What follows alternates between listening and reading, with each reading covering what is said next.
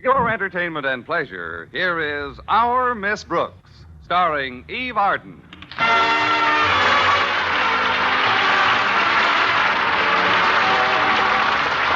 time once again for another comedy episode of Our Miss Brooks under the direction of Al Lewis.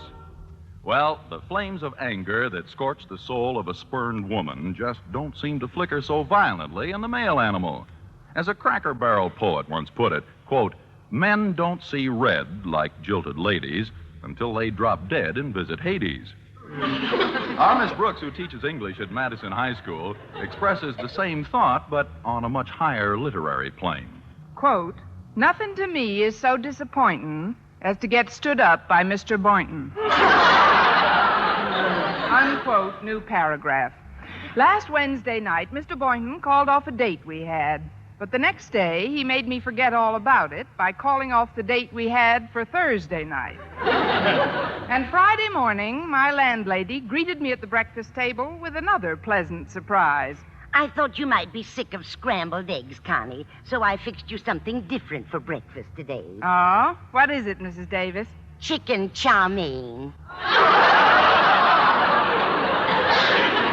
Chicken chow mein instead of scrambled eggs? Oh, don't let that bother you, Connie. We can have the scrambled eggs for dinner. Now, drink your fruit juice cocktail, dear. I mixed it for you myself. What's in it, I'm afraid? Just the usual healthy combination. Orange juice, a bottle of real lemon juice, some grapefruit juice, and just a smidgen of yogurt. If you don't mind, I'll have just a smidgen of bicarbonate. Toast and coffee will be plenty for me this morning, Mrs. Davis. Well, I guess I could save your chow mein until dinner time. Oh, thanks, but I won't be home this evening. You see, when Mr. Boynton canceled our date last night, he promised he'd make it up to me tonight. He said we'd have dinner out. Oh, that's nice. Where is he taking you, dear? Harrigan's Hamburger Heaven.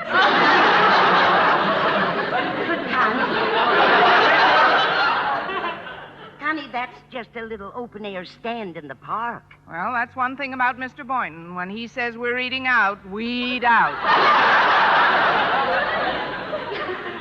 Honestly, if he weren't such a handsome devil... Oh, that reminds me. Before you came in, I was reading an item in the school paper that might interest you. In the Monitor? What is it, Mrs. Davis? Well, I've got it right here. It's in Walter Denton's new gossip column. Here, read it. Let's see. Campus dirt shoveled by Walter Denton. My first exclusive. What female English teacher is that way about what certain handsome biology teacher? Your reporter has purposely omitted any names so as to cause no embarrassment to either Mr. Boynton or Miss Brooks.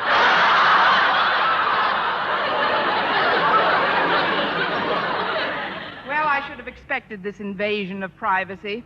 Ever since Walter took over that gossip column, he's had his ear to more keyholes than a house detective. If you think that's bad, read the next item. It says, my second exclusive. What other lady English teacher is also that way about the same biology instructor? Incidentally, her birthday falls on March 16th, and some of her intimate friends are giving this anonymous lady teacher a birthday party.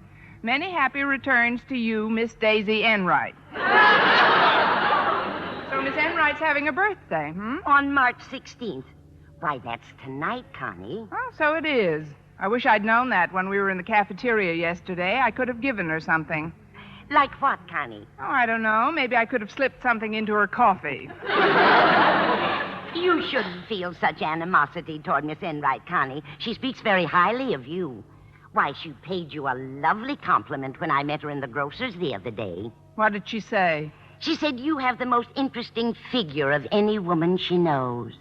Miss Enright said that? Absolutely. Then she said that you always look like you're wearing a girdle, even when you are. Well, now I know I'll have to get her a birthday present. The trouble is, I'm torn between two gifts. What are they, Connie?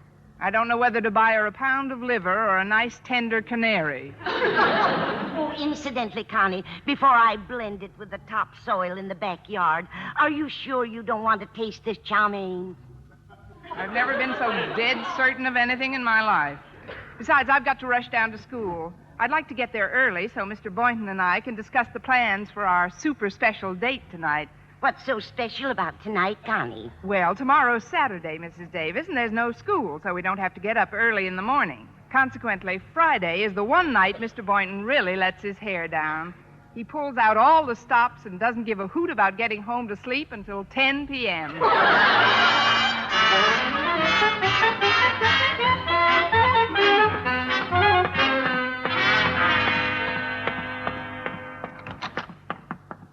Well, good morning, Miss Brooks. Why, Mr. Boynton, what a surprise to see you here.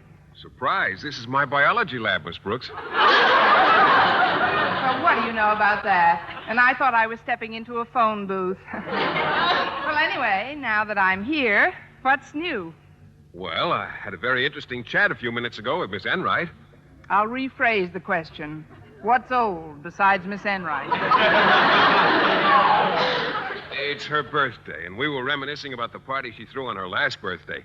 I was her escort on that occasion, if you recall. Vividly. That was the night I went to see a reissue of This Gun for Hire. Oh, it certainly was a great party. We had an 8-course dinner, and then everybody got noisemakers and favors. And, well, along about 9 o'clock, I got to feeling real gay. I remember I put one of the lampshades on my head and made believe it was a woman's hat. Sounds like a real wingding. But let's turn to a more pleasant subject, Mr. Boynton, about our date for tonight. Oh, Miss Enright reminded me about something else this morning, Miss Brooks. It's very funny how it happened. I just know you'll scream when you hear it. What is it? Well, when I was at Miss Enright's party last year, she had so much fun, she asked me to promise I'd escort her again next year, but it completely skipped my mind until she reminded me of it this morning, and that's why I can't take you out tonight.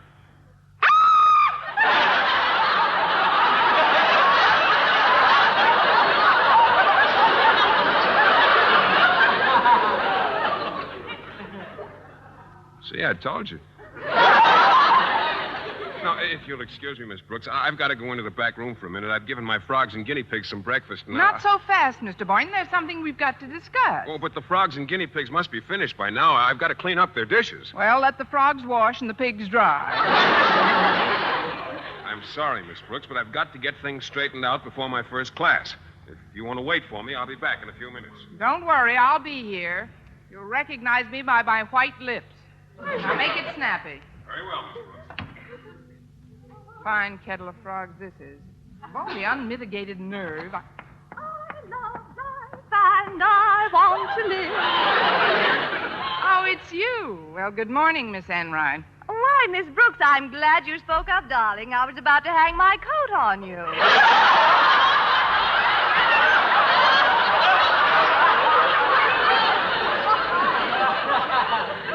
Go right ahead, dear. Then I'll hang one on you.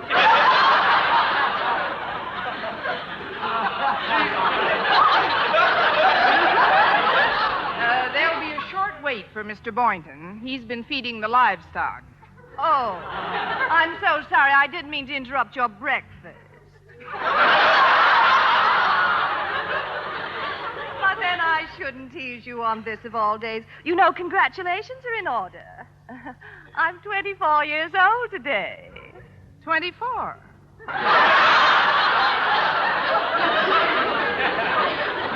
Well, I can't blame you for being a trifle more bitter than you are normally. After all, Mr. Boynton did have to break a date with you so he could escort me to the party tonight. But remember, darling, this is a special occasion. After all, I don't have a birthday every day. Oh, I know. You just look that way. You're such a doll. Well, what I had to say to Mr. Boynton can wait until later. I've got to get back to my classroom now. Just tell him I'll see him after a bit, Miss Brooks. And give him my love. I'll tell him you'll see him later. On second thought, I may not wait to tell him anything. If he thinks I'm going to jump at him every time he calls my name, he's got another think coming. Oh, Miss Brooks. Oh, here I am, Mr. Boynton, right here. What can I do for you? What is it? What can I do? Yes? What can I do? Miss Brooks, I can't tell you how miserable I am about having to call off our appointment for tonight. Oh, let's not discuss it, Mr. Boynton. As you always say, we'll make up for it tomorrow night. Well, now, I don't know about that, Miss Brooks. You see, another funny thing happened. I'll bet it's a riot. Well, my mother's visiting some friends in Ferndale. As you know, that's only 100 miles from here, as the crow flies. Maybe she'll...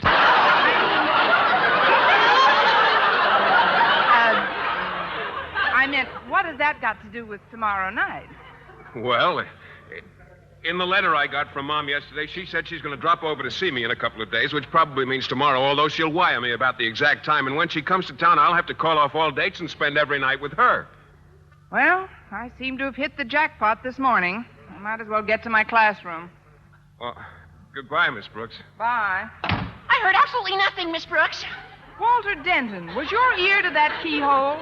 Absolutely not. Cross my heart and hope to die. And I think it's a dirty shame for Mr. Boynton to dust you off for Miss Enright. Well, now that you know the story of my life, you also know that there's nothing I can do about it. Well, that's where you're wrong. While I was listening, I was thinking. And I've got a plan that's absolutely foolproof. All it needs is the cooperation of an old pal of mine named Mel Norman. Mel Norman? Yeah, you remember him. He graduated from Madison last year. But before he got out, he used to shovel the dirt for the gossip column I've got now. Oh, now I remember. He's the slimy little boy who got the black sheepskin at commencement. What's your plan, Walter? Listen, Miss Brooks. First of all, Mel now lives in Ferndale, where Mr. Boynton's mother is visiting friends. Secondly, Mr. B made it clear that he'll call off all dates when his mother gets to town. So? So, all I have to do is make a little phone call to Mel. Tell him to send a wire to Mr. Boynton from Ferndale, signed Mother, and saying that she'll arrive in town tonight. Upon receipt of said wire, Mr. Boynton will immediately cancel his date with Miss Enright and sit home to await Mama. Go on. Mr. Boynton will not wait alone, because you'll be sitting there with him, ostensibly to keep him company until the arrival of the dear little lady who just isn't going to show up. Mm-hmm. In conclusion, all I ask is that you give me one measly buck to cover the cost of the phone and telegram from Mel. Well, Miss Brooks, what do you think of the scheme? Walter Denton, that is without a doubt the sneakiest, foulest, and most deplorable scheme I ever heard of. Here's the buck.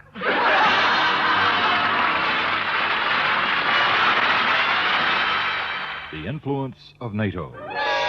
World War II, the nations of the West took action to prevent World War III. They formed a common defensive shield called the North Atlantic Treaty Organization. And in the intervening 2 decades, NATO did what it was designed to do. It has succeeded, enabling the nations to learn from each other, to earn from each other, to live together. In years to come, NATO's scope may widen. It may stand not only as a defensive shield, but also as an influence against the threat to our environment. Yes, on the important ecological, non-military problems of our industrial civilization, the influence of NATO may continue to help us to live together.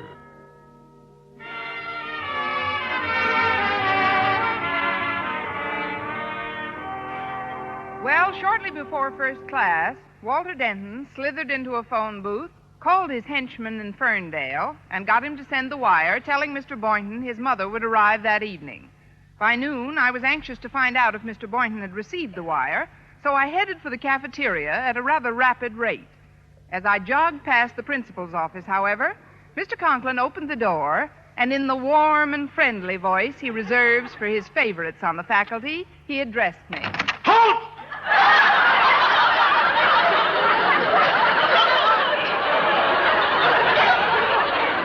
Yes, sir. I was just on my way to the... You don't have to tell me, Miss Brooks. Every day as I sit in my office during the noon hour, some secret sense tells me the exact moment that you are passing by on your way to see Mr. Boynton. I don't understand. Well, it's relatively simple. First, there comes the sound of a violent rush of air.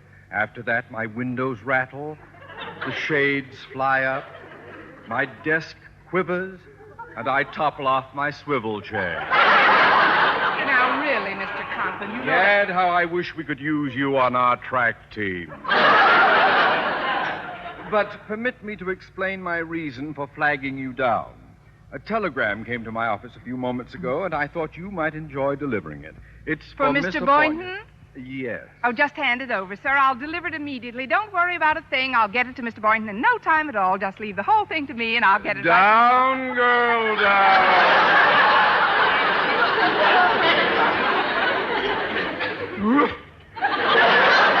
May I have it now, Mr. Conklin? Here you are, Miss Brooks. Thank you. I'll just... Oh, that's funny. The back flap of the envelope seems to be quite wrinkled and damp, as if it had been steamed open. Steamed open? Well, it must have been lying too close to the radiator. Yes, sir. Can I get you a better bandage for that hand, Mr. Conklin? I closed the door on it at home. Miss Brooks, I resent your inference that I would open anyone else's message. A man of my integrity does not pry into the affairs of others. Naturally not, sir. What did it say? It says I'm arriving tonight at... How do I know what it...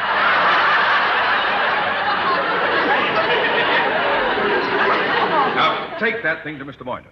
And Miss Brooks, I'm going to be tied up in my office for a while, so please stop at the steam table and get me a hot turkey sandwich and bring it back immediately. Immediately, sir. And Mr. Conklin? Yes? Won't it be nice to have Mr. Boynton's mother in town for a while?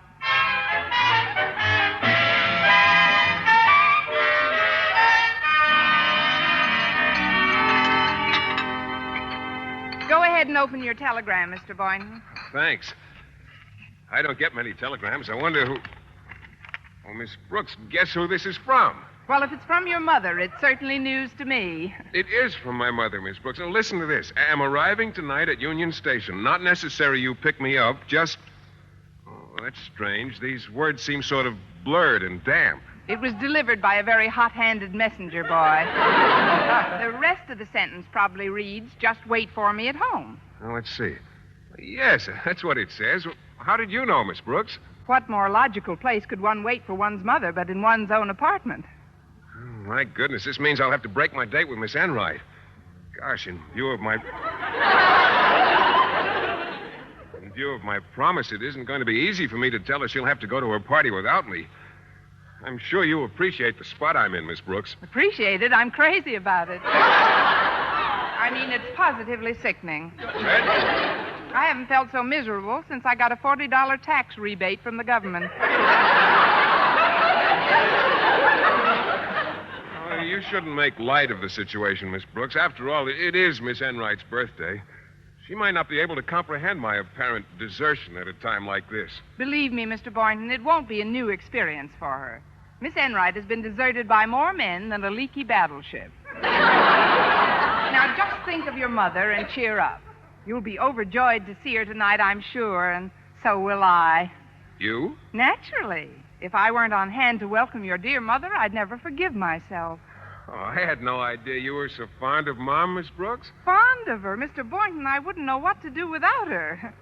Especially tonight. Remember her last visit? Remember how she loved playing checkers with me? I'll be over about 7, and we'll wait for her together. Well, the wire doesn't say what time she'll arrive. We may have quite a long wait. I'm a rugged sort, Mr. Boynton. I'll stick it out with you if it takes all month. Oh, that is a nice gesture on your part to keep me company, Miss Brooks. You know, when you come right down to it, you're a pretty good scout. Thanks. I'll bring my Bowie knife. Maybe we can whittle some notches on your sofa. Well, now that everything's settled, I've got to get Mr. Conklin a sandwich. See you tonight, Mr. Boynton. All right, Miss Brooks. I've been wanting to show you my new apartment. I think you'll like it. Oh, I'm sure we will. Goodbye, Mr. Boynton. It's apartment 208, Miss Brooks, on the second floor. I'll find it. Just leave Miss Enright burning in the window for me. Hi, Miss Brooks. Oh, hello, Harriet. I was just about to get a sandwich for your dad. Oh, yes, he told me. I just left his office. Incidentally, Miss Brooks, as I was walking down the hall, I bumped into Miss Enright. It's hard not to. What did the Elsa Maxwell of Madison have to say? Well, she told me that Mr. Boynton is taking her to a birthday party tonight. I had no idea she was so young. She says she's only 24 years old. Why, I doubt her. No matter how old she says she is now, in a few minutes she'll be eligible for Social Security. I'd explain that, Harriet, but I'd better pick up your dad's lunch. Okay, Miss Brooks. I've got an errand to do myself. See you later, Miss Brooks. Goodbye, Harriet. Oh, there you are. I have a message for you, Mr. Boynton. Oh, what is it, Harriet? Daddy stepped out of his office a little while ago, and while I was minding it, a long-distance call came from Ferndale for you. From Ferndale? Yes, it was your mother. She said to be sure and tell you she's arriving in town tonight. But I just received a wire saying... That's Mom for you. I guess she wanted to make doubly certain I'd stay home tonight.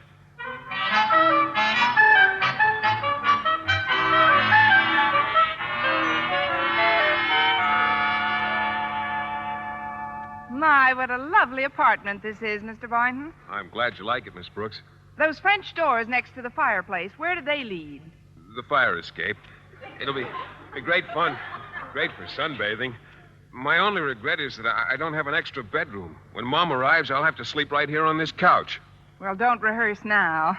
It's a very comfy couch, Mr. Boynton, but it's rather wide. Why don't you edge over a bit closer to me? Oh, please, Miss Brooks. We're already sitting so close together, I could almost reach over and touch you.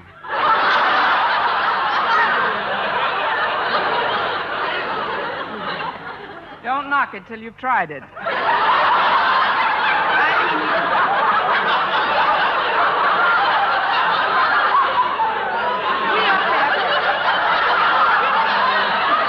We really should have a gay time tonight, Mr. Boynton. See what's on the coffee table? I've made some punch, just enough for the two of us. For the two of us? Yes, 1.5 gallons. A gallon and a half? When you want more, just holler. I think you'll like it, Mr. Boynton. There's nothing in it but fresh fruit juices. Well, in that case, I will have a snort. Say, you've put a lot of fruit in the bowl, too, haven't you? Peaches, pears. Oh, boy, this ought to hit the right spot. I need something to cool me off. Yes, sir. You're just a ball of fire tonight, Swifty. Go ahead, Mr. Boynton. Drink up. Here goes. Wow, what did you put in this punch besides fruit, Miss Brooks? I cannot tell a lie. I spiked it with a smidgen of yogurt. I hope it isn't too much for you, Mr. Boynton. Come in. It's me, Mr. Boynton. Oh, Miss Enright. Good evening, Miss Enright. Well, I knew you were expecting your mother, Mr. Boynton, but you didn't say anything about your grandmother coming. Oh, it's you, Miss Brooks. Yes, it is, Miss Enright. And now that you're here, why don't you let me hang your coat and you in the closet? Well, I can't stay but a moment. Goodbye. Miss Brooks, I told Miss Enright how you volunteered to sit with me until Mom showed up. Yes, he certainly did, darling. And only minutes ago, I was struck with such a brilliant thought that I simply had to drop over and pelt you with it. You see, Miss Brooks, Mr. Boynton also told me how famously you and Mrs. Boynton get along. So when she arrives, I thought it'd be nice if Mr. Boynton were to join me at my birthday party, leaving you here to cut up old touches. There are some new ones I've got to attend to first. Well, of course, if you mind staying with Mr. Boynton's mother. Mind? Why, Miss Brooks loves my mother. And Mom says there's no one she'd rather play checkers with. Right, Miss Brooks? Right as rain, Mr. B. Miss Enright, when his mother arrives, Mr. Boynton will join you at your party. In the meantime, it isn't polite to keep your other guests waiting. You're right at last, darling. Au revoir, mon cher. See you later, Miss Enright. I'll be waiting, dear Mr. Boynton. Don't hold your breath, dear Miss Enright. Oh, it'll be kind of nice to get out to a party tonight after all. When I think of the laughs you and Mom are going to have... Oh, say, I better get out the old checkerboard for you. Don't waste your energy, Mr. Boynton. Oh, it's no trouble. I'll set it right up by the punch bowl. I hope Mom gets here soon. The night is practically over. I know. It's 10 minutes past 8. Look, Mr. Boynton, there is a possibility that Miss Enright's party may be over by the time your mother arrives. So I suggest that we kick back the rugs, put on some dance records, and have our own little party. Say, that's not a bad idea, Miss Brooks. Give me another glass of that punch and let's live a little.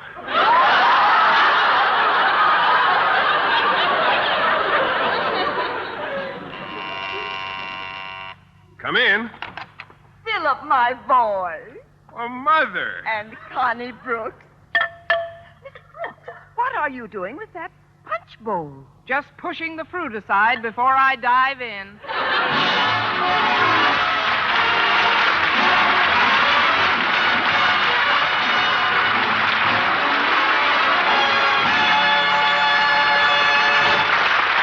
Eve Arden as our Miss Brooks returns in just a moment. What greater or better gift can we offer the Republic than to teach and instruct our youth? The United States. And now, once again, here is our Miss Brooks. Well, Mrs. Boynton was so eager to renew her feud with her old checker pigeon that she literally swept her son out of his apartment and off to the birthday party. That left Mama, a checkboard, and me. Let's see now. After I jump your king... 1 minute, Mrs. Boynton. I hope you'll forgive my curiosity, but as I recall, you weren't planning on coming to town until tomorrow. I've been wondering what prompted you to change your mind. Well, now, I'll tell you. It was power of suggestion. Power of suggestion? Exactly, Miss Brooks. I had lunch today at the Ferndale Cafe with a lady who works for the telegraph company there, and she told me that a wire had been sent from her office addressed to a Mr. Boynton. Go on. Well, I convinced her that she must have been wrong about the name. But the wire was from some boy's mother, and that's when I said to myself, why not visit Philip tonight? So you see, Miss Brooks, if it hadn't been for that wire, I'd still be at Ferndale. Now, whose move is it? We each have a jump coming, Mrs. Boynton. We have? Yes, you're going to jump my king, and I'm going to jump off the fire escape.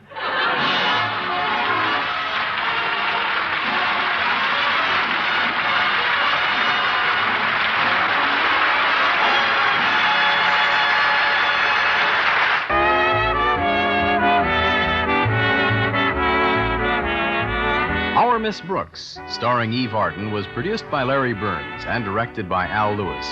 Written by Arthur Alsberg with the music of Lud Bluskin.